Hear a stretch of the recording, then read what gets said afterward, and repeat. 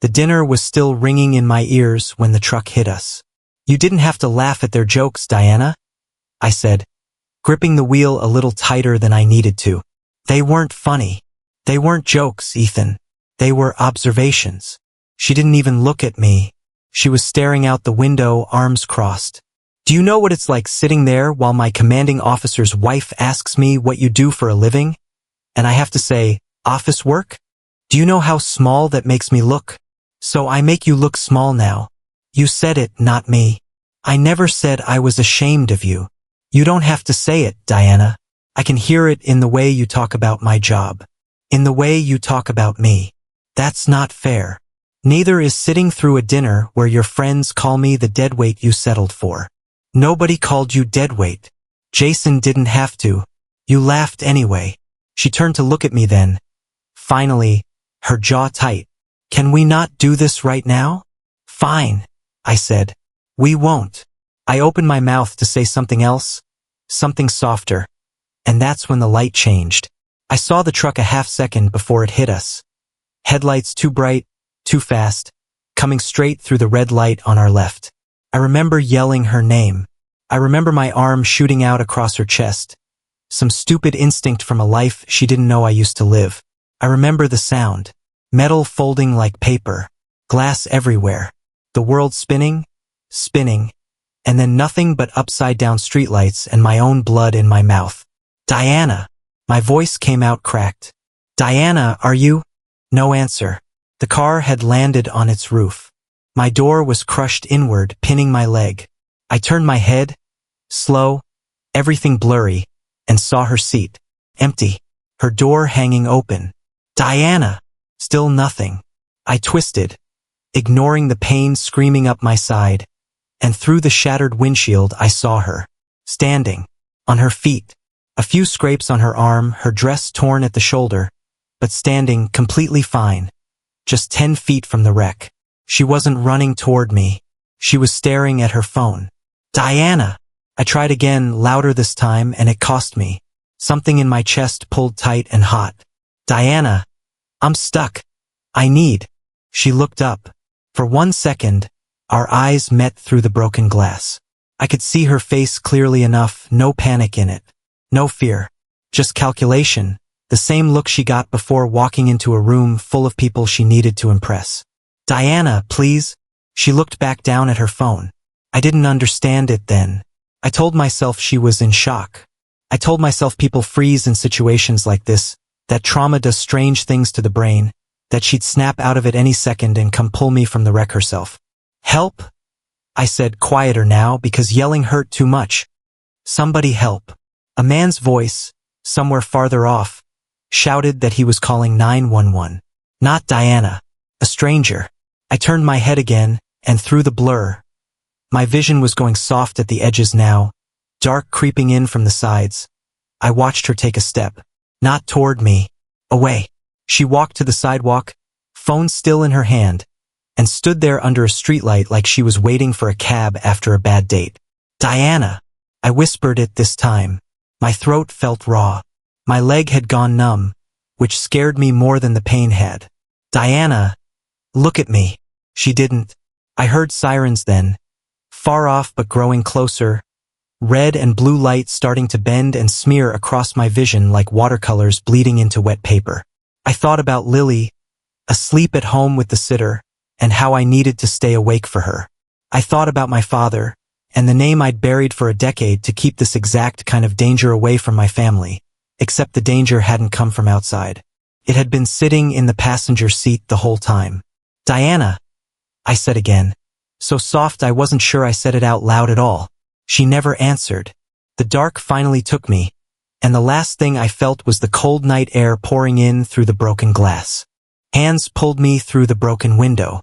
I don't remember whose.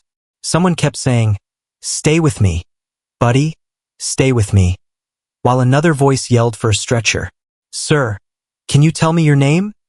a paramedic asked, strapping something tight around my leg. "Ethan," I managed. "Ethan Cole." "Good.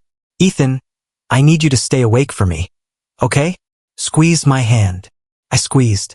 It felt like the only thing I had control over. They lifted me onto the stretcher, and as they wheeled me toward the ambulance, I turned my head, searching the flashing lights for her. I found her fast.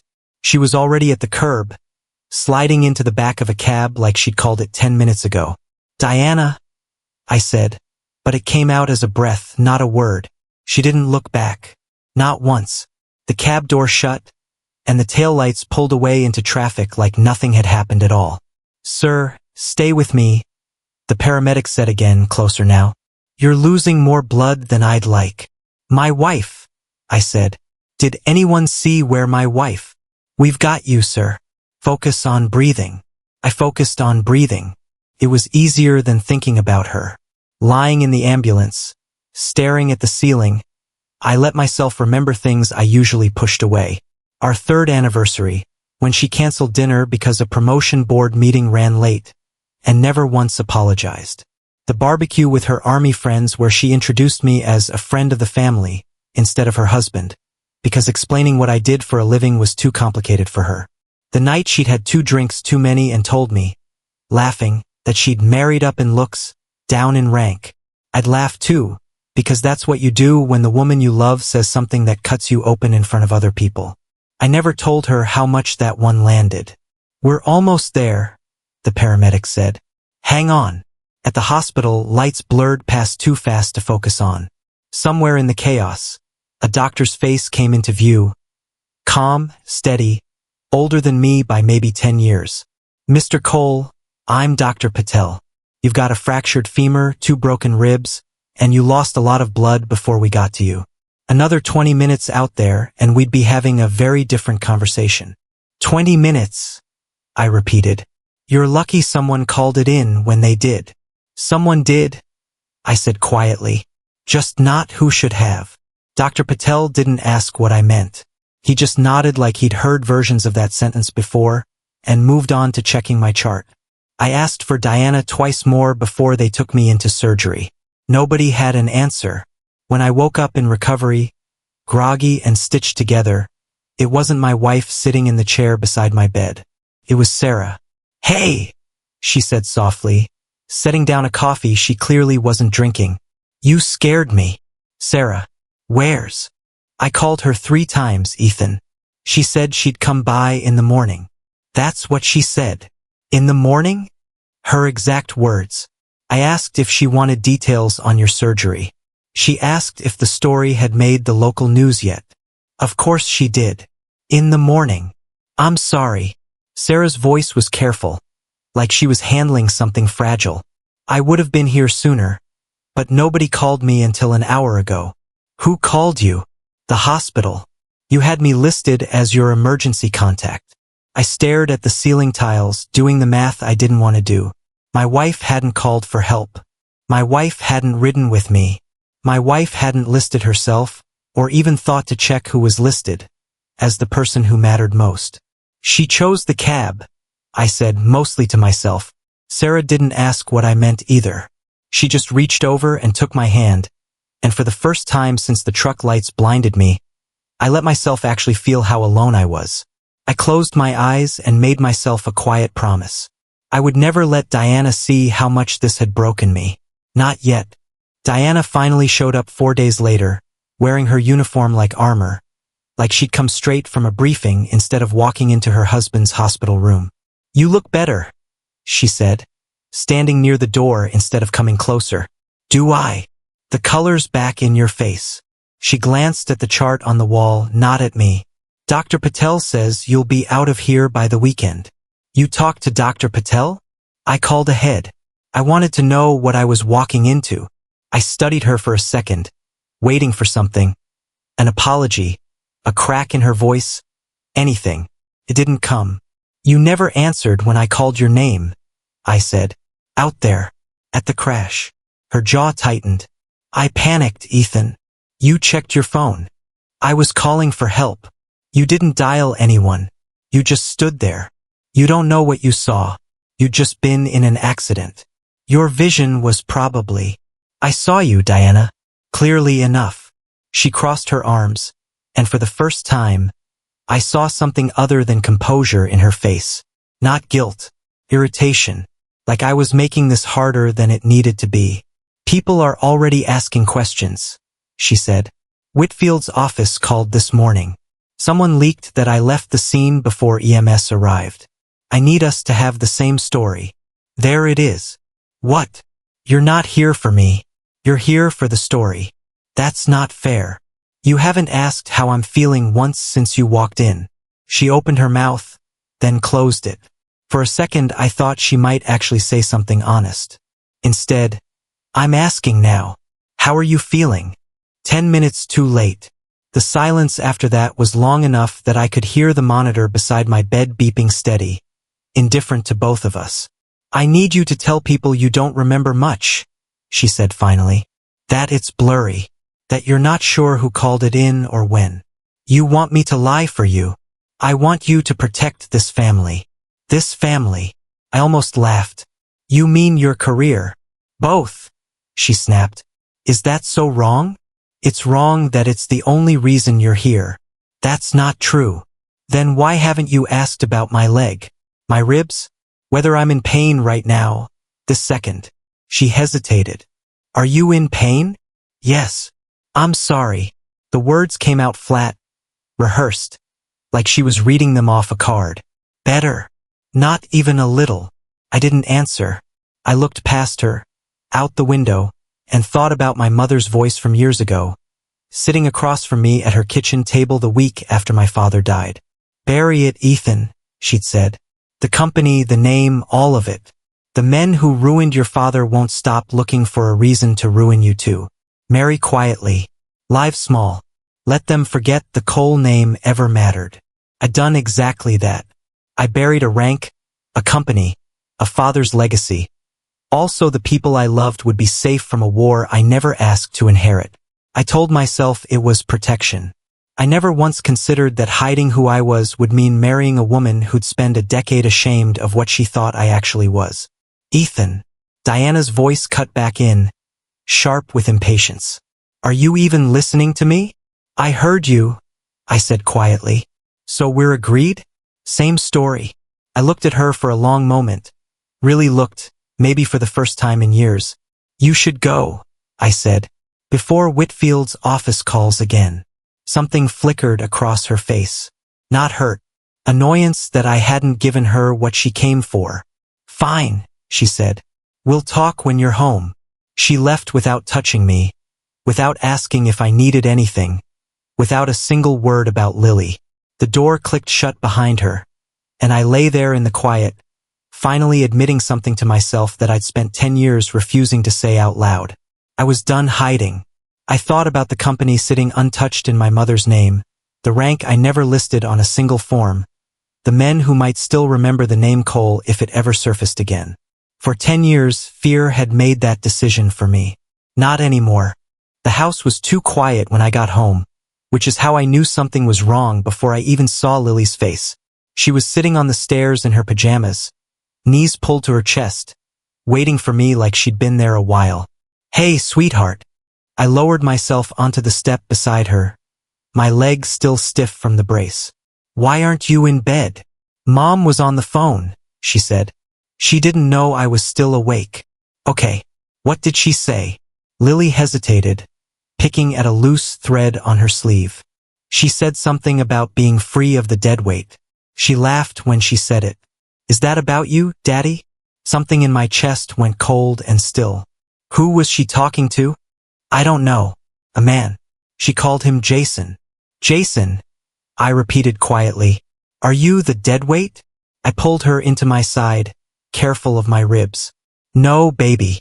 I'm not anything like that. Sometimes grown-ups say things they don't mean when they're upset. She didn't sound upset.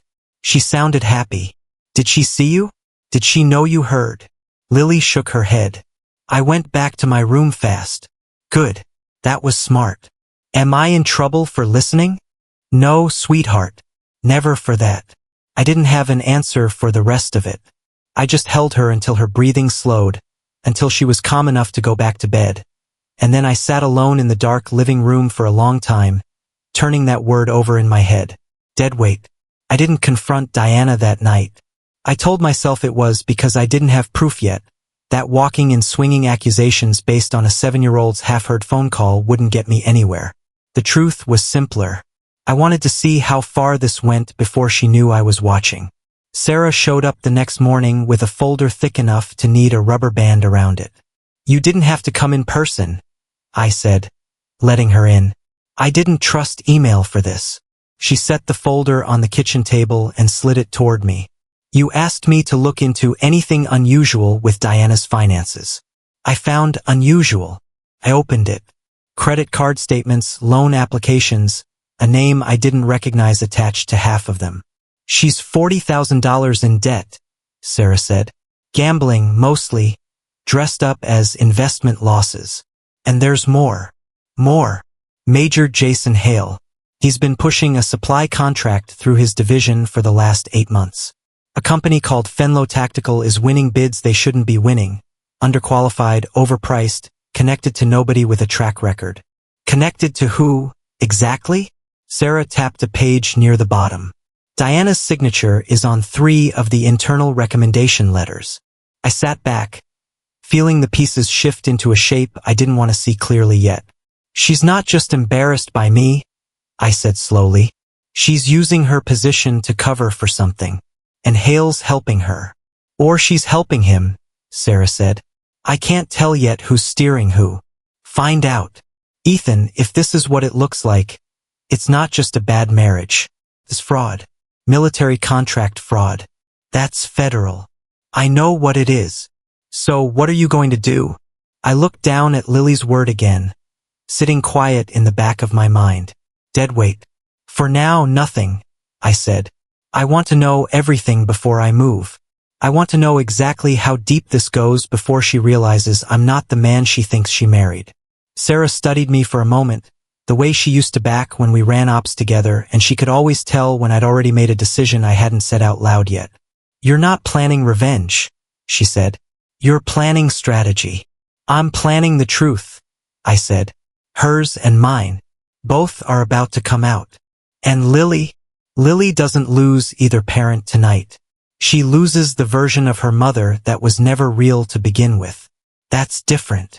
Sarah nodded slowly, gathering the folder back into her bag. "I'll keep digging. Quietly." "Quietly," I agreed.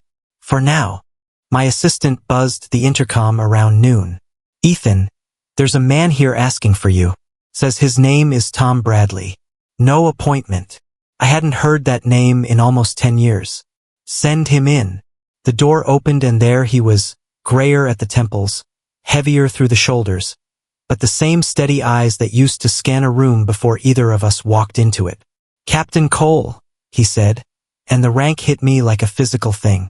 Or is it still supposed to be Ethan the office guy? "Close the door, Tom." He did, then dropped into the chair across from my desk without waiting to be asked. Local news ran a story on your crash. Some idiot blogger dug up an old unit photo from a charity thing years back, trying to figure out why a nobody had a security detail show up at the hospital that first night. My face was in the corner of it. That detail wasn't supposed to happen. Your mother arranged it. Panicked, probably. Called in a favor from someone who still owed your father. Tom leaned forward.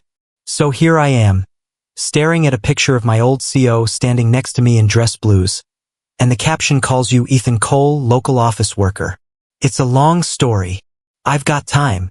And apparently so do you, since you're walking around calling yourself a paper pusher instead of the man who ran point on 3 extractions I'm only alive because of." I rubbed my eyes, feeling 10 years of careful lying start to crack at the edges. After my father died, my mother made me bury it. All of it. The rank, the company, everything with the Cole name attached. Bury why? Fenlo Group. They blamed my father for losing a contract that would have made them billions. He died 3 months later in a car accident that was never fully explained. My mother was convinced it wasn't an accident. Was it? I don't know. I was 26 and terrified, and burying the name felt safer than finding out. 10 years is a long time to stay scared. It wasn't just fear. It was Lily, my mother. I told myself I was protecting people. And your marriage? Was that protection too? That one I got wrong. I thought if Diana loved the ordinary version of me, it would mean something more than if she loved the name. How'd that work out? You saw the article. Tom sat back processing that. So Cole Defense Industries has just been sitting there for a decade. Quiet. Run through your mother's name. Sarah runs day-to-day operations. I've stayed invisible on paper. And your wife has no idea any of this exists. None. Tom let out a low whistle. That explains a few things I read in the comments under that article. People calling you a gold digger who married a colonel for status. Must have stung. You have no idea. So why now? Why tell me now? Instead of just asking me to keep my mouth shut and disappear. I looked at him for a long moment. Because I think my wife and a man named Jason Hale are running fraud through a defense contract, and I think it connects to Fenlo somehow.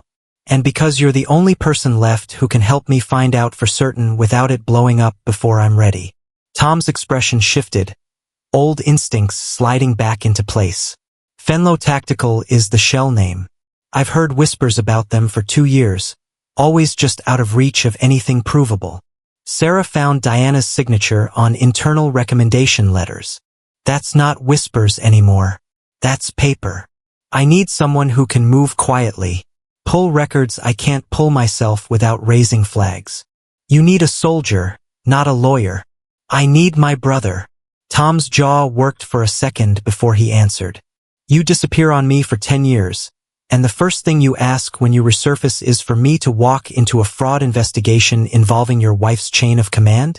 That's exactly what I'm asking. He almost smiled. Good.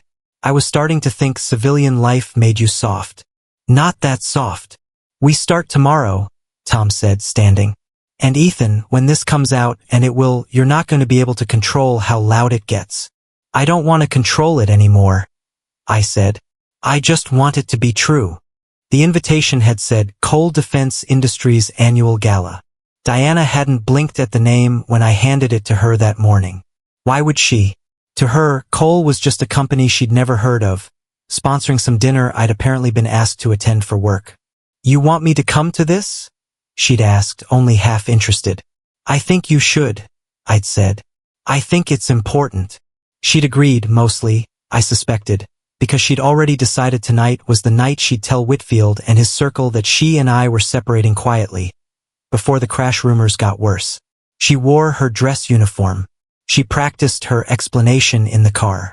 I listened and said nothing. Inside, the ballroom was full of exactly the people she'd spent years trying to impress.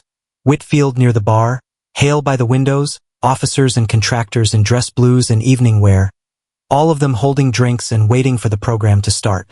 I'll find Whitfield, she said, smoothing her jacket. Get this over with before dinner. Take your time, I said. She didn't notice me walking toward the stage instead of a table. The lights dimmed. A woman's voice came over the speakers, introducing the evening, and then Sarah's voice replaced it, clear and steady. Ladies and gentlemen, please welcome the CEO of Cole Defense Industries, Ethan Cole. I heard the exact moment the room shifted. A ripple of confused applause, half-hearted, because half the room didn't know who I was. I walked up the steps slowly, my legs still stiff, and found Diana's face in the crowd.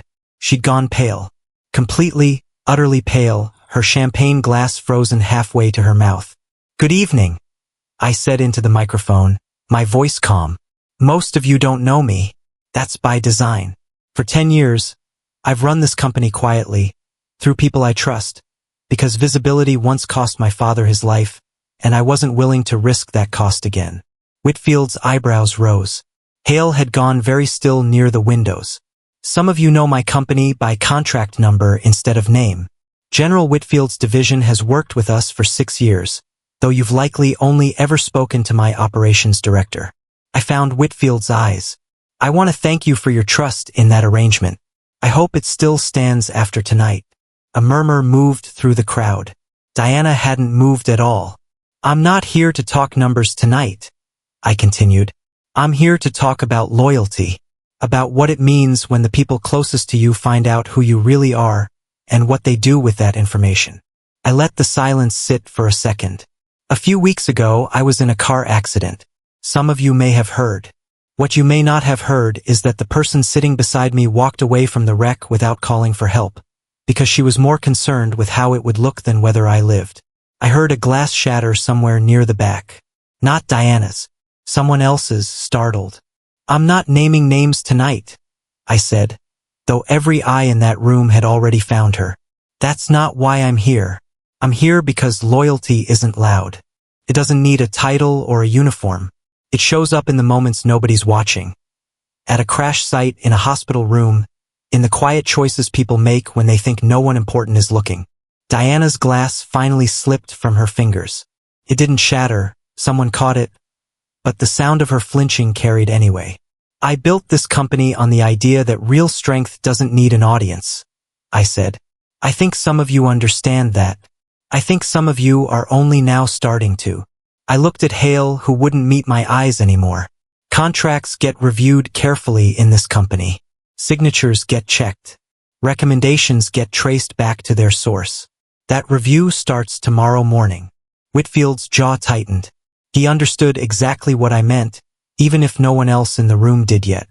Thank you for coming tonight, I said, stepping back from the microphone. Enjoy the dinner. The applause that followed was uneven, uncertain, scattered with whispers already spreading faster than I could stop them. I stepped down from the stage and walked straight toward Diana, who hadn't moved an inch, her composure gone completely.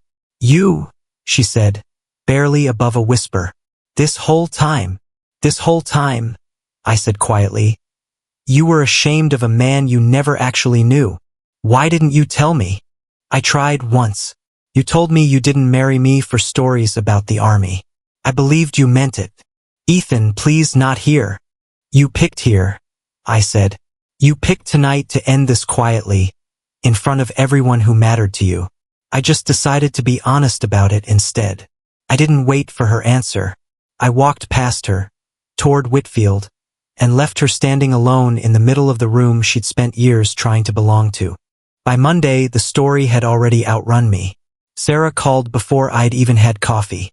Whitfield issued a statement this morning. He's reviewing his division's contract oversight procedures. That's code for putting as much distance between himself and Diana as possible. And Hale? Hale requested a meeting with Whitfield's legal counsel yesterday, alone. My guess is he's already building a story that puts everything on her. Of course he is. There's more. 2 officers came forward this morning saying Diana pressured them to approve Fenlo tactical paperwork last year. It's unraveling fast, Ethan. I didn't ask it to unravel fast. I asked it to unravel true. Well, it's doing both. Any word from Diana herself? Not to me. Why? No reason. I have a feeling I'll hear from her tonight. I hung up and sat with that for a while, staring at nothing, until the doorbell rang that evening. Diana stood on my porch in civilian clothes for once, no uniform, no armor. Her eyes were red-rimmed, her hands twisting together like she didn't know what to do with them. Can I come in? Lily's upstairs. I know. I just need 5 minutes. I stepped aside, more out of habit than kindness. Whitfield won't return my calls, she said, standing in the middle of my living room like a stranger in her own life. Hale's telling people the recommendation letters were forged. My commanding officer scheduled a formal review for Thursday. That sounds like consequences. Ethan, please. I know I made mistakes. Which one are you apologizing for? The crash or the contracts? Both. All of it. Her voice cracked. I panicked that night. I've never told anyone how much I regret it. You've had weeks to tell me that. You chose tonight, after your career started falling apart. That's not fair. It's exactly fair. You're not here because you're sorry, Diana. You're here because you're scared, and you don't know who else you have left. She flinched like I'd hit her. You don't know what it's like to lose everything you built your identity around. Actually, I said quietly, I do. I just didn't need a scandal to teach me the difference between who I really was and who people thought I was. She sat down slowly on the edge of the couch, deflated. What do you want from me? An admission? Fine. I was ashamed of what I thought you were. I built my whole life around rank and image, and none of it meant anything the second it started slipping. That's closer to honest. Is there any chance? She stopped herself. No, I said before she could finish. There isn't. She nodded, like she'd expected that answer and hoped for a different one anyway. For what it's worth, she said quietly, standing to leave. I did love you, in my own way. Your own way cost me 20 minutes bleeding in a wrecked car, Diana. I don't know what to do with that kind of love. She left without asking to see Lily, which told me everything I still needed to know. Later that night, Lily found me in the kitchen, still awake, still turning the day over in my head. Daddy! Hey, you should be asleep.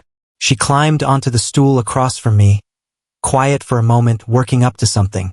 Did Mom ever really love us? She asked.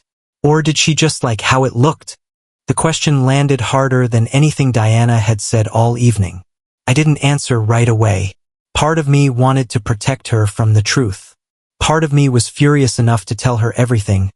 Every cold anniversary, every excuse, every year Diana had chosen image over us.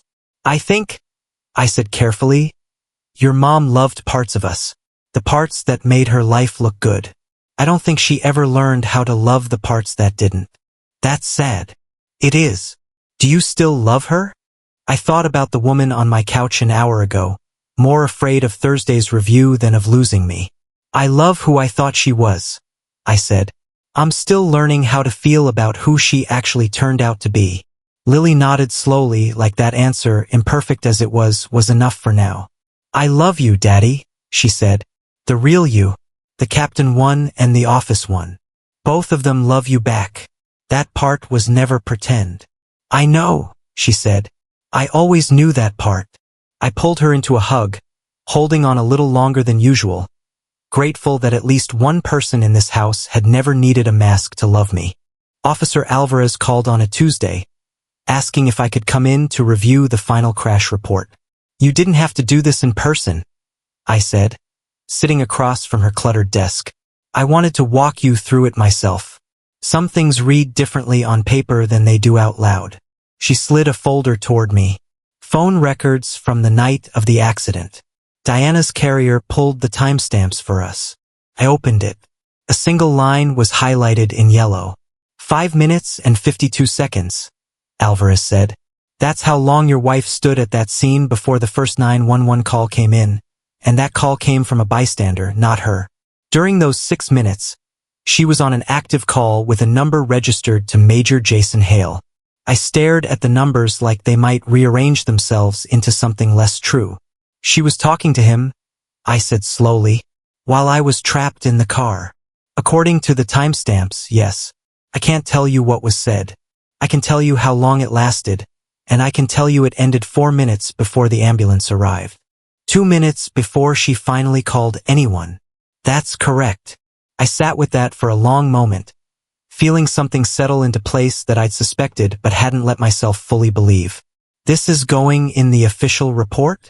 It already has, and it's not staying quiet. A local reporter filed a public records request an hour ago. This will be news by tomorrow.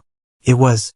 By Thursday, Diana's name was everywhere, not as a decorated colonel, but as the officer under investigation for delaying emergency care to her own husband while on a personal call. Her command opened a formal inquiry into conduct unbecoming an officer. 2 days later, federal investigators picked up Hale outside his apartment, the Fenlo tactical paper trail finally too thick to ignore. Sarah called with the details the same afternoon. They're charging him with fraud, bribery, and falsifying federal contract documents. He's already trying to make a deal, which means he's naming names. Diana's. Probably. He's not the loyal type. No, I said. He isn't. A federal prosecutor reached out to me 2 days after that, a careful, formal voice on the other end of the line. Mr. Cole, given the phone records, you'd have strong grounds to pursue criminal charges against your wife for the delay in seeking emergency assistance. Reckless endangerment at minimum. I want you to know that option is fully available to you. I sat with the phone against my ear for a long moment, thinking about 6 minutes bleeding out on wet pavement, thinking about Lily's face on the stairs, thinking about what kind of victory would actually mean something. I appreciate that, I said. I'm not going to press charges. You understand the evidence is strong. I understand. I don't need a courtroom to know what happened to me that night. I was there. May I ask why? Because the truth is already public. Her career is already ending. A trial would just turn my daughter's mother into a headline for another 6 months. And Lily's the only person in this who did nothing wrong. Some people would call that mercy. Some people would call it strategy. I'm not sure it matters which one it is, as long as Lily's protected. The prosecutor was quiet for a second. That's your right, Mr. Cole. There is one thing I want, I said. Full custody of my daughter. And I want this handled through family court. Quietly, without another press conference attached to it. I can make sure that request reaches the right people. It did. Diana didn't fight the custody filing. I think some small, honest part of her understood she'd already lost that argument the night she chose a cab over her own daughter's father. We met once more, briefly, outside the family court building, both of us signing papers neither of us wanted to sign. You could have destroyed me completely, she said, not looking up from the documents. The charges. All of it. I know. Why didn't you? Because I'm not interested in becoming the kind of person who needs your ruin to feel whole, I said. You did that to yourself. I just stopped covering for it. She didn't have an answer for that. She signed the last page, slid it back across the table, and for the first time since the crash, I saw something in her face that looked almost like real grief. Not for me, not even for Lily, but for the version of her own life she'd never get back. Goodbye, Ethan, she said quietly. Goodbye, Diana. I walked out of that building lighter than I'd felt in years. Not because I'd won anything loud, but because I'd finally stopped hiding, stopped explaining, stopped shrinking myself down to fit inside someone else's shame. Lily was waiting for me in the car, backpack on her lap, ready to go home. Is it over? She asked. It's over, I said. It's just us now. Good, she said simply, and reached over to take my hand. That was enough. 6 months after the gala, I ran into Diana outside the courthouse, the same one where we'd signed the custody papers. She looked smaller somehow.